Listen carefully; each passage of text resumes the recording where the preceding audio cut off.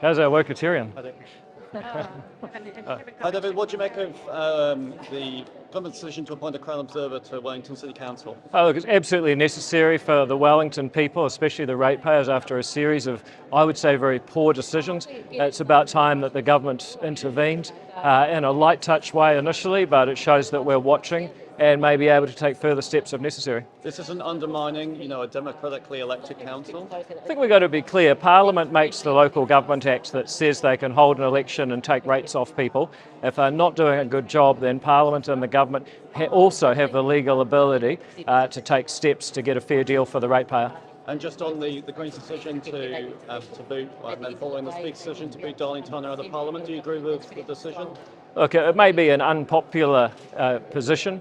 It's not about Darlene Tana. I firmly believe only voters should be able to push somebody out of Parliament. I think once a group of MPs on any pretext can remove a person from Parliament, I have a real problem with that. I've always opposed that basic idea. But look, at the end of the day, the law's the law. They've made their choice, and I guess people will have to judge them for it. So are you concerned this could set a precedent and we can see more people leaving Parliament under this legislation? I think it is a bad idea to say that someone who's elected to speak on behalf of a voter can be driven out of Parliament by other elected officials.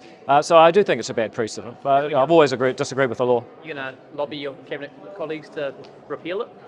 Well, basically we should have done that perhaps as a coalition commitment. We don't have that, so I think it'll be challenging when people have got well-established positions to negotiate for them to change their position outside of a coalition agreement, but who knows, there may be future negotiations of that kind. So, would you party hop any of your MPs? Would you rule out party hopping any of your MPs? My view is people gave their party vote to ACT and they elected a bunch of ACT MPs who are now doing their job. That's what's important to me.